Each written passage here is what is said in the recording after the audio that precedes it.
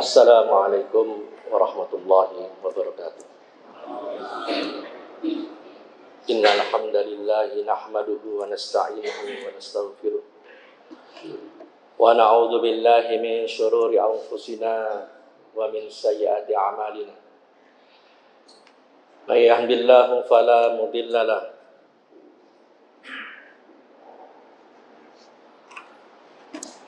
may yahdihillahu fala mudilla lahu wa may yudlil fala hadiya lahu.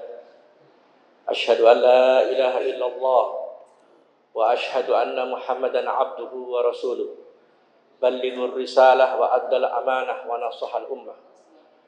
Wa tarakna ala mahajjatil bayda'u lailuha kanahariha la yanzihu anha illa halik. Allahumma salli wa sallim wa barik ala abdika wa rasulika Muhammad wa ala alihi wa ashabihi wa man tabi'ahum bi ihsanin ila yaumiddin.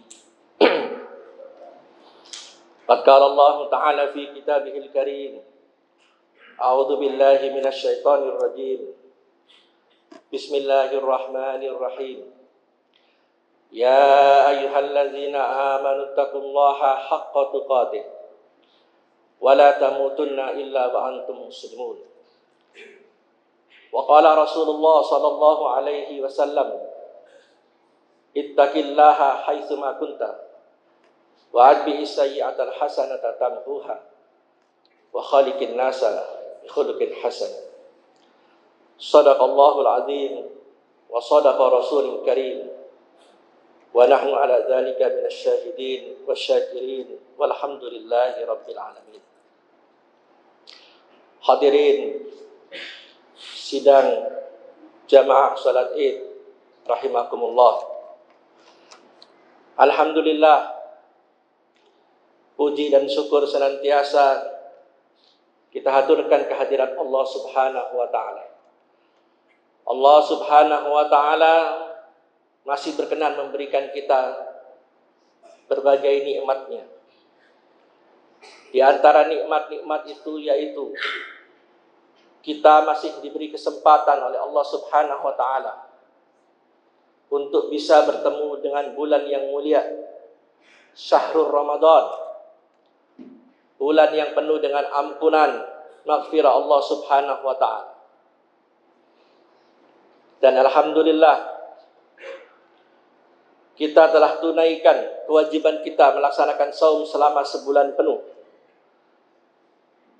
dengan mengisi hari-hari di bulan Ramadan, melakukan ibadah-ibadah yang fardu ditambah dengan ibadah-ibadah yang sunnah, kemudian menghindari hal-hal yang diharamkan dan dilarang oleh syariat, menahan hawa nafsu kita. Dan alhamdulillah, tibalah pada hari ini 1 Syawal 1441 Hijriah, kita merayakan Hari Raya Idul Fitri. Semoga seluruh amal ibadah kita yang kita lakukan selama bulan Ramadan dapat menambah dan meningkatkan ketakwaan kita kepada Allah Subhanahu wa taala. Laisal 'aid man labisal jadid, walakinnal 'aid man taqwahu yazid. Bukanlah dikatakan orang yang berbahagia menyambut hari raya Idul Fitri itu orang yang berpakaian baru. Tetapi orang yang berbahagia yang merayakan hari raya Idul Fitri yaitu orang-orang yang taqwahu yazid, yang ketakwaannya bertambah kepada Allah Subhanahu wa taala. Kemudian kita berharap kepada Allah Subhanahu wa taala, semoga Allah Subhanahu wa taala masih berkenan memberikan kesempatan kita untuk bertemu dengan bulan Ramadan di tahun depan. Insyaallah, amin ya rabbal alamin. Ma'asyiral muslimin jamaah salat Id rahimakumullah. Hari ini gema lantunan takbir, tahmid dan tahlil bergema di seluruh penjuru bumi. Umat Islam merayakan hari kemenangannya, Hari Raya Idul Fitri. Di tahun-tahun yang lalu, suasana Hari Raya Idul Fitri, umat Islam merayakannya dengan perasaan sukacita dan perasaan gembira. Tetapi di tahun ini, umat Islam merayakan Hari Raya Idul Fitri dengan perasaan takut, dengan perasaan cemas, dengan perasaan khawatir akan apa yang menimpa manusia di bumi hari ini, yaitu adanya wabah virus corona yang sudah menjadi pandemi hampir di seluruh pelosok penjuru bumi. 3 bulan kita memasuki masa-masa sulit, menghadapi musibah,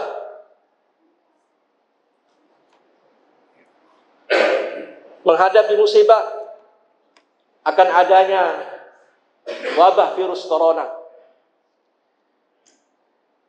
Yang konon kabarnya, sampai-sampai jumlah orang yang meninggal dunia di satu negeri mencapai ribuan nyawa. Maka oleh karena itu, di berbagai negara mereka berupaya untuk mencegah penyebaran daripada virus ini, memutus mata rantai penyebarannya dengan upaya yaitu melakukan apa yang disebut dengan lockdown, yaitu mengunci akses keluar masuk dalam negeri itu,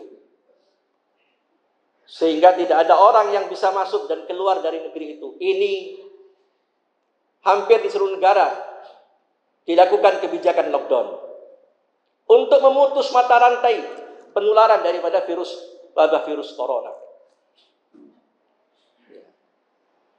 Termasuk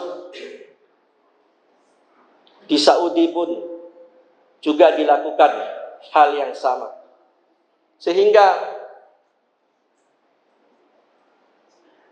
jemaah umroh dari seluruh penjuru bumi terpaksa tidak bisa melaksanakan ibadah umroh, pergi ke Mekah dan pergi ke Madinah. Wallahu a'lam. Apakah juga mungkin pelaksanaan haji di tahun ini akan dihentikan? Wallahu a'lam. Semoga saja kita berharap kepada Allah Subhanahu wa taala, melalui kekuasaan Allah Subhanahu wa taala, seluruh jemaah haji yang sudah lama menunggu bertahun-tahun ini, yang sudah tekad bulat niatnya untuk menunaikan kewajibannya, diberi kemudahan oleh Allah Subhanahu wa taala untuk bisa melaksanakan ibadah haji tahun ini. Hadirin jemaah salat Id rahimakumullah, termasuk di negeri kita ini. Di negeri kita ada kebijakan yang namanya PSBB. Upaya untuk memutus mata rantai penularan daripada virus corona. PSBB. Dan ada upaya-upaya lain yang diharapkan dengan upaya itu agar virus ini tidak menjalar kemana-mana. Ya. Pembatasan sosial berskala besar, PSBB. Tetapi hadirin jemaah salat Id rahimakumullah,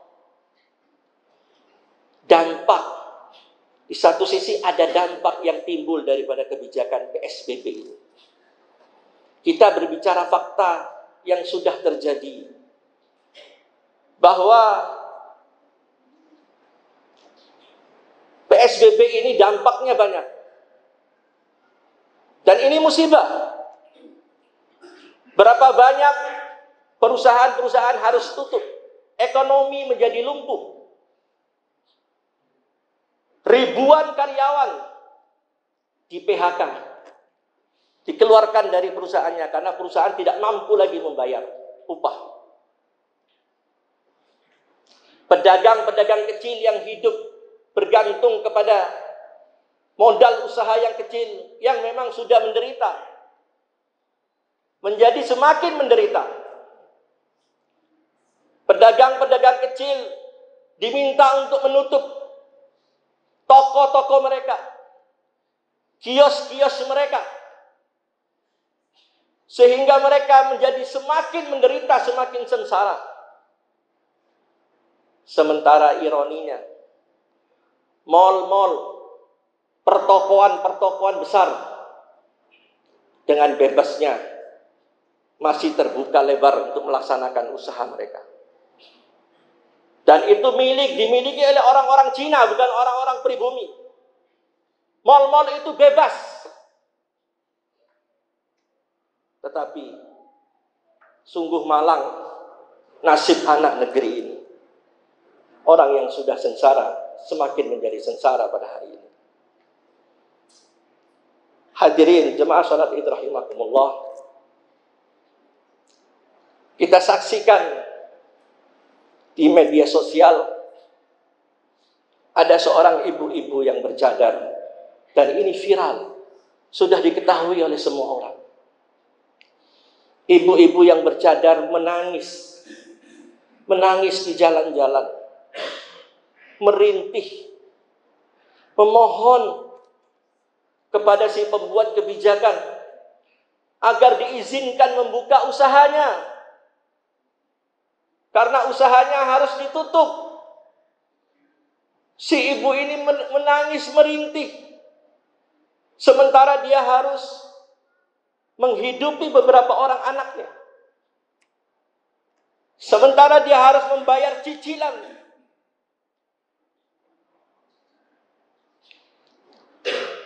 Dan ternyata ibu ini bukan asli orang dari Jakarta. Dia orang dari luar daerah yang mengadu nasib, mencari penghidupan di negeri orang, di kampung orang. Tetapi kita saksikan betapa menderitanya si ibu ini. Ada seorang bapak-bapak dari Klaten, Jawa Tengah. Dia berjalan kaki dari kampungnya, dari desanya, menuju kantor gubernur untuk bisa bertemu, harapannya bisa bertemu dengan gubernur. Apa keperluannya? Dia ingin menjual ginjalnya. Ginjalnya ingin dijual karena sudah tidak ada lagi uang untuk menghidupi dirinya dan keluarganya. Seorang ibu di Banten, Jawa Barat, dengan 4 orang anaknya, selama 2 hari tidak ada yang dimakan. Mereka hanya minum air galon, sehingga ibu ini harus mati kelaparan dengan cara yang sangat mengenaskan. Hadirin jamaah salat Id rahimakumullah, kita masih beruntung tidak mengalami penderitaan sebagaimana mereka. Maka banyak-banyak bersyukur kepada Allah. Banyak-banyaklah bersyukur kepada Allah. Masih banyak orang di bawah kita yang menderita. Allah masih beri kesempatan, kita masih memberikan segala-galanya kepada kita. Tetapi hadirin jemaah salat Id rahimakumullah, ada ujian yang lebih besar daripada itu semua, yaitu ujian yang menimpa agama, ujian yang menimpa din. Ini ujian yang lebih besar daripada semua ujian tadi. Kita bisa saksikan hari ini kebijakan yang diterapkan. Banyak masjid harus ditutup dari pelaksanaan sholat 5 waktu. Sholat Jumat terpaksa harus diadakan di rumah, diganti dengan sholat zuhur. Hari raya Ramadan yang biasanya umat Islam menyambutnya dengan gembira, syiar-syiar Islam hidup, sholat taraweh ya, dengan perasaan gembira dan bangga diadakan di masjid-masjid. Tetapi di tahun ini banyak masjid tidak bisa melaksanakan sholat tarawih. Ya. Sementara kita saksikan hadirin di daerah Aceh. Di daerah Aceh ketika awal musibah ini muncul, hampir seluruh ulamanya sepakat masjid-masjid tetap harus dibuka. Ini hadirin perlu mengetahui. Masjid-masjid buka semuanya. Karena mereka yakin masjid itu rumah Allah. Ya. Dalam tiap-tiap musibah banyak seluruh bangunan hancur. Tetapi masjid Allah jaga. Allah tidak hancurkan masjid. Di Aceh awal corona ini hampir seluruh masjid buka. Dan apa dampaknya? Apa dampaknya? Aceh adalah satu negara yang paling kecil ya, penderita virus coronanya paling kecil dibandingkan daerah-daerah yang lain. Bahkan hampir nyaris tidak ada. Walaupun ada tapi kecil. Kenyataan ini tidak pernah diliput di media. Di televisi-televisi mainstream, ya, rakyat Aceh yang melaksanakan sholat, ya, di tengah adanya wabah virus tidak pernah ada muncul di layar-layar televisi kita. Tetapi ajib, ya, keluar beritanya di televisi stasiun Al Jazeera di Qatar. Televisi Al Jazeera menyiarkan dan mereka takjub. Mereka bangga dengan rakyat Aceh. Mereka takjub. Ya. Silakan lihat video tayangan daripada reporter Al Jazeera mengomentari tentang rakyat Aceh yang begitu bersemangat. Tawakalnya kepada Allah Subhanahu wa taala tinggi. Mereka tetap melaksanakan sholat di masjid-masjid mereka. Dan ternyata hampir tidak ada, walaupun ada jumlahnya kecil, orang yang menderita virus corona. Ya, ini musibah yang menimpa agama. Musibah yang menimpa agama itu sebenarnya lebih besar daripada musibah selain daripada agama. Umar ibn Khattab, jika dia tertimpa musibah, dia bersyukur kepada Allah Subhanahu wa taala. Ya. Dia memuji syukur kepada Allah Subhanahu wa taala selama musibah itu tidak menimpa agamanya. Ya. Sampai-sampai Umar ibn Khattab ini dibunuh oleh seorang yang bernama Abu Lu'lu' al-Majusi, orang dari Parsi, sedang dalam keadaan memimpin sholat, ditikam dari belakang. Apa yang diucapkan Umar ketika tertimpa musibah? Alhamdulillahi ala annaha lam takun fi dini. Segala puji bagi Allah yang telah menurunkan musibah, yang musibah itu tidak menimpa agama saya. Dia memuji Allah karena musibah yang turun itu tidak menimpa agamanya, tapi menimpa dirinya. Ini menunjukkan di mata para sahabat, semua musibah itu, ya, kecil. Semua musibah itu tidak lebih besar daripada musibah yang menimpa din. Dan hari ini yang menyedihkan lagi, kita saksikan banyak umat Islam, ya, yang akhirnya ukhuwah mereka rusak lantaran ini. Kita saksikan di mana-mana. Di mana-mana kita saksikan. Ini adalah musibah yang menimpa agama. Dan Nabi kita sangat mengkhawatirkan tentang musibah ini. Sampai-sampai beliau mengajarkan doa dan berdoa. Wala taj'al musibatana fi dinina. Wala taj'alid dunya akbar hammina. Ya Allah, janganlah engkau jadikan musibah yang engkau turunkan itu menimpa agama kami. Dan janganlah engkau jadikan dunia ini menjadi setinggi-tinggi harapan dan cita-cita kami.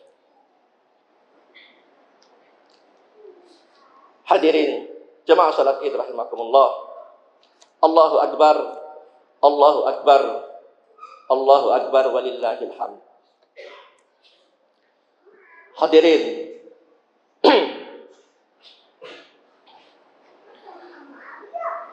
banyak orang hari ini berspekulasi, beranggapan, mempunyai prediksi bahwa adanya virus corona ini disebabkan oleh sebuah konspirasi global. Ini anggapan dari sebagian pengamat. Virus corona ini merupakan satu konspirasi global. Dan yang berkomentar ini bukan orang-orang yang tidak berilmu. Orang yang tahu dan biasa mengamati hal-hal penting. Ya. Tetapi dalam timbangan syariat, kita harus melihat bahwa wabah penyakit yang hari ini menjadi pandemi ya di seluruh dunia, yaitu berupa wabah yang disebabkan oleh virus yang kemudian disebut virus corona. Itu Allah turunkan sebagai azab. Sebagai azab untuk orang-orang kafir, orang-orang yang ingkar dan orang-orang yang durhaka kepada Allah Subhanahu wa taala. Dan sebagai ujian bagi hamba-hamba Allah yang beriman. Dan bahan renungan, bahan tazkirah, bahan peringatan untuk orang-orang yang beriman. Kalau dari kacamata syariah harus kita pandang seperti itu. Walaupun banyak prediksi-prediksi, ini konspirasi, tetapi harus kita kembalikan semua kepada Allah. Inna lillahi wa inna ilaihi raji'un. Bahwa Allah turunkan wabah yang bernama virus yang berasal dari virus ini. Virus ini adalah makhluk ciptaan Allah. Dia tunduk kepada perintah Allah. Allah turunkan sebagai azab bagi orang-orang ingkar, orang-orang yang durhaka kepada Allah SWT. Bagi orang-orang kafir. Dan sebagai ujian dan teguran untuk orang-orang yang beriman. Sebagaimana firman Allah Subhanahu wa taala, Allah peringatkan dalam surat At-Talaq ayat ke-8. Wa ka'ayyin min qaryatin atat an amri rabbiha wa rusulih fahasabnaha hisaban syadida wa 'adzabnaha 'adzaban nukra. Berapa banyak terjadi Allah telah mengazab penduduk dari negeri-negeri para nabi yang terdahulu karena kekafiran mereka, karena penentangan mereka kepada Allah dan Rasulnya. Fa'azabnaha azaban syadida. Kami azab, kami berikan pelajaran kepada mereka dengan pelajaran yang sangat keras. Ya. Fahasabnaha hisaban syadida. Kami buat perhitungan kepada orang-orang ingkar itu dengan perhitungan yang sangat keras. Wa azabnaha azaban nukra. Dan kami berikan siksa, kami timpakan siksa kepada mereka dengan siksa yang sangat mengerikan. Kita saksikan dahulu ada seorang sosok manusia sombong yang menentang dakwah daripada Nabi Allah Ibrahim alaihissalam.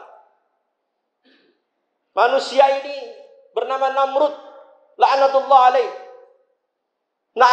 Namrud dengan kesombongannya menentang dakwah yang disampaikan oleh Nabi Allah Ibrahim alaihissalam. Bahkan Namrud mengatakan, ana uhi wa umit. Saya mampu menghidupkan seseorang dan saya mampu pula untuk mematikan seseorang. Dia merasa dirinya, memposisikan dirinya sebagai Rabb. sebagai Tuhan. Maka karena kesombongannya Allah hinakan Namrud. Allah azab Namrud. Allah hanya mengutus satu tentaranya, satu tentara Allah yang sangat kecil, yaitu lalat. Diutuslah lalat masuk ke kuping Namrud. Kemudian tidak mau keluar, lalat ini naik ke otak. Berhari-hari lalat ini di otaknya Namrud, sehingga sakit yang dirasakan oleh Namrud. Rasa sakit itu tidak akan hilang kecuali kalau kepalanya dipukul-pukul. Maka pengawal-pengawal dekatnya Namrud kerjaannya memukul kepala Namrud supaya rasa sakitnya hilang. Akibatnya apa? Berhari-hari kepala Namrud dipukul, kepalanya menjadi besar. Matilah Namrud, dihinakan Allah dengan seekor lalat. Hari ini Allah hinakan orang-orang kafir, musuh-musuh Allah yang suka menista agama Allah, menentang Allah dan Rasulnya. Allah kirim makhluknya yang lebih kecil dari lalat, yaitu virus yang kemudian hari ini dikenal dengan nama virus corona, yang mematikan ribuan orang, sehingga membuat orang di dunia ini ketakutan. Dengan apa dia takut? Dengan makhluk yang sangat kecil, ya, yang bernama virus corona. Sehingga di negeri-negeri yang dianggap maju, seluruh kekuatan mereka, seluruh kecanggihan mereka, seluruh ilmu pengetahuan yang mereka miliki tidak mampu menahan datangnya azab Allah. Maka Allah adalah Al-Qawi. Allah adalah yang maha kuat. Allah Al-Aziz. Allah adalah yang maha perkasa. Segala kekuatan tidak ada apa-apanya di sisi Allah Subhanahu wa ta'ala. Apa yang akan disombongkan oleh manusia yang hidup pada hari ini? Hanya menghadapi virus saja manusia tidak mampu, begitu takutnya. Bagaimana nanti ketika dia berhadapan di hadapan pengadilan Allah Subhanahu wa ta'ala? La haula wa la quwata illa billah. Tetapi ada fenomena lain, hadirin jemaah rahimakumullah. Ketika virus corona ini merebak kemana-mana, termasuk ke negeri kita, kita dapati hal-hal yang aneh. Sebahagian orang takut dengan takut yang sangat berlebihan. Takutnya manusia kepada virus corona ini mengalahkan takutnya kepada Allah. Virus ini menyebar kemana-mana, dia takut. Tetapi dia tidak takut kepada Allah. Maksiat masih jalan terus. Durhaka masih tetap kepada Allah. Sementara dengan virus corona dia sangat takut. Dengan Allah, si pencipta virus ini, manusia tak takut. Ini aneh. Ya. Bahkan ada orang yang takut, ya, dengan model yang lain. Takut sama sekali, sampai bertemu orang pun takut. Ya, ini bisa juga disebut sebagai paranoid, takut yang berlebih-lebihan. Ya, padahal hadirin, khotib ingin jelaskan dalam kesempatan yang mulia ini. Virus corona ini umurnya baru 3 bulan. Sebelum 3 bulan ini banyak orang mati. Banyak orang mati. Dalam sehari kita hitung orang yang mati di seluruh dunia ini ribuan. Ribuan. Belum tentu virus corona ini. Dalam sehari jumlahnya kematiannya mencapai ribuan orang. Ya. Baik itu kematian karena stroke, ya, karena serangan jantung. Bahkan kata Rasulullah SAW, nanti menjelang dekatnya hari kiamat ada satu fenomena, yaitu mautul faj'ah. Akan ada yang disebut mautul faj'ah, kematian mendadak. Banyak terjadi nanti di akhir zaman. Yang oleh orang sekarang disebut serangan jantung.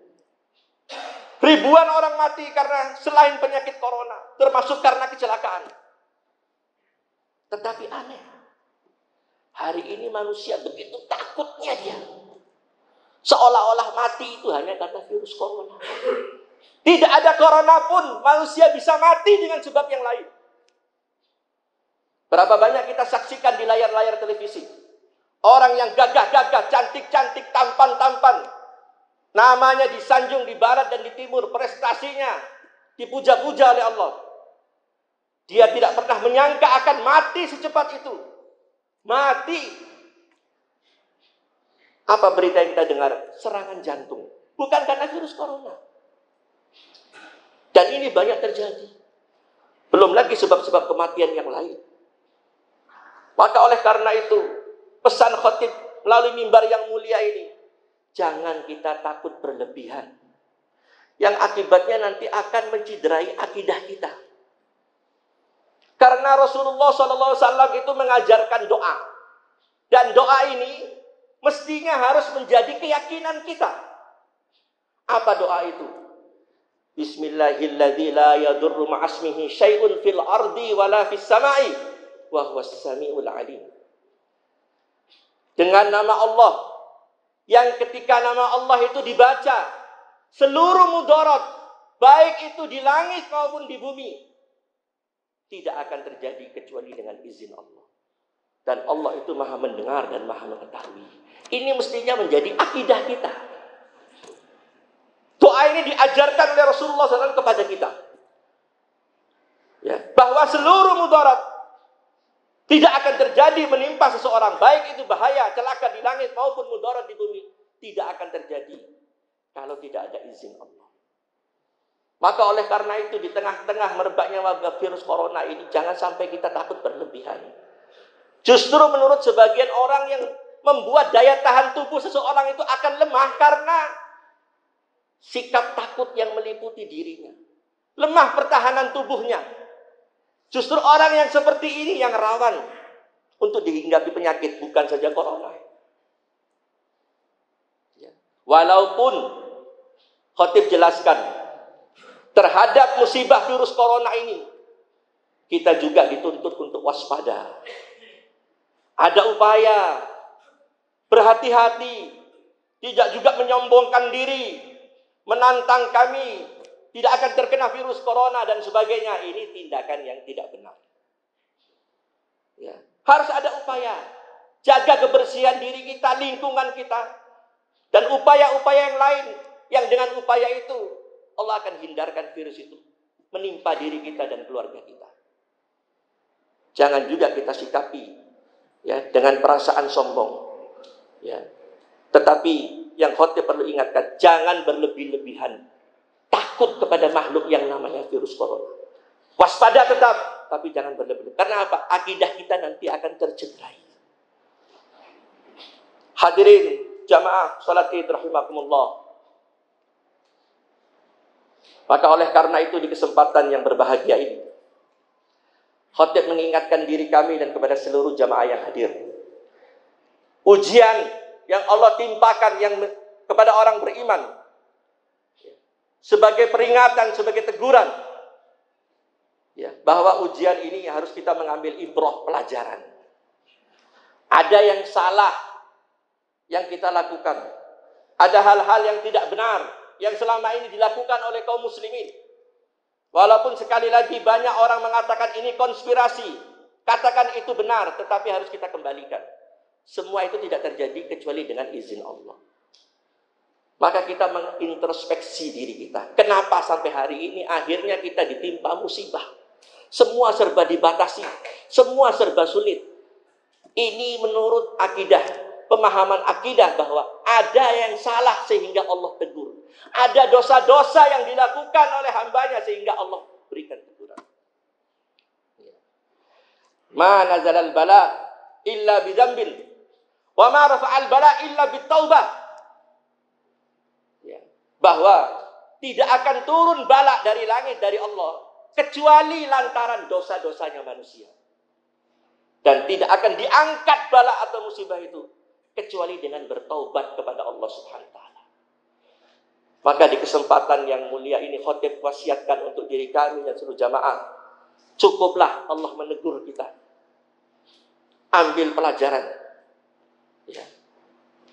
Yang perlu kita waspadai bukanlah masalah wabah virus corona semata. Ada hal yang lebih besar yang harus kita waspadai, yaitu kita lalai menyiapkan bekal, lalai menyiapkan amal-amal terbaik. Sementara kita tidak pernah tahu jatah umur kita kapan berakhir. Kita isi hidup kita, habiskan umur kita dengan kesia-siaan. Kita tidak siapkan bekal-bekal terbaik. Padahal hari ini banyak terjadi kematian mendadak. Ini yang harus kita waspadai. Kita lalai menyiapkan amal-amal terbaik, sementara kita tidak pernah tahu kapan jatah umur kita habis. Alangkah ruginya seorang hamba. Dia belum mempersiapkan amal-amal terbaik, Allah cabut nyawanya. Apa yang akan menjadi bekal dia menghadap Allah? Maka oleh karena itu, melalui mimbar yang mulia ini, khotib wasiatkan, bertaubatlah, kembalilah kita semua kepada Allah, dan siapkan bekal-bekal terbaik. Karena kita tidak akan pernah tahu kapan jatah umur kita berakhir. Isilah umur kita dengan aktivitas-aktivitas yang baik. Apapun yang kita lakukan, sebagai pemimpin, sebagai pejabat, sebagai pegawai, sebagai karyawan, sebagai aparat, sebagai pedagang, niatkan semua yang kita lakukan itu dalam rangka beribadah kepada Allah Subhanahu wa taala. Sehingga kalau sudah kita niatkan semua itu dalam rangka ibadah kepada Allah, apa yang kita kerjakan ini, maka akan lahir pemimpin-pemimpin yang jujur. Akan lahir pejabat-pejabat yang jujur. Akan lahir karyawan-karyawan yang jujur. Aparat-aparat yang jujur. Pedagang-pedagang yang jujur. Karena niatnya mereka berusaha di atas dunia ini untuk beribadah kepada Allah. Dan terakhir, khotib ingatkan bahwa sebagai apapun kita pada hari ini, apapun yang kita usahakan, entah itu pejabat kah, pemimpin kah, karyawan, aparat, pedagang, semua yang dilakukan oleh manusia ini, nanti dia akan melihat, akan dia jumpai amalnya di sisi Allah Subhanahu wa ta'ala. Allah Subhanahu wa ta'ala berfirman dalam surat Al-Insyiqaq dari ayat ke-6 sampai ayat ke-15. A'udzu billahi minasyaitonir rajim. Bismillahirrahmanirrahim. Ya ayyuhal insanu innaka kadihun ila rabbika kadhan famulati. Fa amma man utiya kitabahu bi yaminih fasawfa yuhasabu hisaban yasira wa yanqalibu ila ahlihi masrura. Wa amma man utiya kitabahu wara'a dhahri fasawfa yad'u subura wa yasla sa'ira innahu kana fi ahlihi masrura. Innahu dhanna an la yahura. Wahai manusia, sesungguhnya engkau di dalam dunia ini telah bekerja dengan sungguh-sungguh. Maka kata Allah, semua yang engkau kerjakan itu pasti engkau akan jumpai di sisi Allah. Kau akan lihat di sisi Allah. Semua yang kita lakukan kita akan jumpai, kita akan lihat di sisi Allah Subhanahu wa ta'ala. Adapun orang-orang kata Allah yang menerima kitab catatannya nanti dari sebelah tangan kanannya, fasaufa yuhasabu hisaban yasira, maka Allah akan perhitungkan dia dengan perhitungan yang sangat mudah. Wa amma man utiya kitabahu wara'a dhahri, adapun orang yang menerima kitab catatannya dilempar oleh Allah melalui belakang punggungnya, maka dia akan berteriak, ya, celakalah aku, ya. Wa yasla sa'ira, dan dia akan dimasukkan oleh Allah ke dalam neraka sa'ir, api yang menyala-nyala. Apa penyebabnya? Innahu kana fi ahlihi masrura. Penyebabnya karena dia dahulu hidup di dunia, tidak ada lain kerjanya. Tidak ada lain yang dikerjakan. Yang dikerjakan adalah hanya bersenang-senang di tengah-tengah keluarganya. Lalai menyiapkan amal-amal yang terbaik. Ini penyebab orang nanti akan celaka, dimasukkan oleh Allah ke dalam neraka sa'ir. Karena apa? Innahu kana fi ahlihi masrura. Karena dia dahulu di dunia lalai menyiapkan amal-amal terbaik. Hidupnya hanya untuk bersenang-senang bersama keluarganya di atas dunia. Ketika ayat ini turun, Allah mengutus malaikat Jibril alaihissalam untuk menyampaikan pesan dari Allah Subhanahu wa ta'ala. Apa pesan itu? Ya Muhammad, isma syi'ta fa innaka mayyitun. Hai Muhammad, Hiduplah engkau semaumu, hiduplah engkau sekehendakmu. Fa innaka mayyitun. Ketahuilah bahwa engkau pasti mati. Engkau calon mayit, hai Muhammad. Wa habib ma syi'ta fa innaka mufariquh. Cintai apa yang hendak engkau cintai, hai Muhammad. Tapi ingat, seluruh apa yang engkau cintai pasti engkau tinggalkan. Wa'mal ma syi'ta fa innaka majziyun bih. Dan beramallah, berbuatlah seluruh amal yang engkau lakukan pasti akan dibalas oleh Allah Subhanahu wa taala. Tentunya pesan ini bukan hanya ditujukan kepada Rasulullah SAW, tapi pada kita umatnya. Jangan lupa, hiduplah engkau sesukamu, bahwa kita semua ini calon mayit, pasti mati. Wa habib ma syi'ta fa innaka mufariquh. Cintai apapun yang hendak engkau cintai, tapi ingat, satu hari nanti kau akan berpisah dengan apa yang kau cintai. Wa'mal ma syi'ta fa innaka maziyun. Beramallah sekehendakmu, tetapi semua amal nanti pasti engkau akan lihat dan akan dibalas di hadapan pengadilan Allah Subhanahu wa taala. Hadirin jemaah salat Id rahimakumullah. Mungkin itu wasiat daripada khatib yang menjadi wasiat khutbah Idul Fitri 1 Syawal 1441 Hijriah. Semoga Allah Subhanahu wa taala memberikan kita istiqomah, teguh pendirian sampai kita nanti bertemu dengan Allah Subhanahu wa taala. Kita hidup di zaman fitnah. Banyak kerusakan mengelilingi kita. Kita dikepung oleh maksiat-maksiat. Ya. Hanya satu yang kita minta kepada Allah. Ya Allah, berikan hamba-Mu ini istiqomah, teguh pendirian sampai nanti hamba bertemu dengan Engkau, ya Allah. Maka marilah kita sama-sama menutup khutbah ini dengan sama-sama berdoa kepada Allah Subhanahu wa taala. Bismillahirrahmanirrahim. Alhamdulillahi rabbil alamin. Allahumma shalli ala Muhammad wa ala alihi wa sahbihi ajma'in. Bi rahmatika ya arhamar rahim. Rabbana zalamna anfusana wa illam taghfir lana wa tarhamna lanakunanna minal khasirin. Rabbana faghfir lana dhunubana wa kaffir anna sayyi'atina wa tawaffana ma'al abrar. Rabbana hab lana min azwajina wa dhurriyyatina qurrata a'yun waj'alna lil muttaqina imama. Allahumma inna nas'aluka al-salamata wal afiyah. Allahumma sallimna wal muslimin. Allahumma sallimna wal muslimin. Allahumma sallimna wal muslimin. Rabbana ighfir lana wa liwalidayna walil mu'minina yawma yaqumul hisab. Rabbana atina fid dunya hasanah wa fil akhirati hasanah wa qina adzaban nar. Wa sallallahu ala Muhammadin wa ala alihi sahbihi ajma'in. Subhana rabbika rabbil izzati amma yasifun. Wassalamun ala al-mursalin walhamdulillahi rabbil alamin.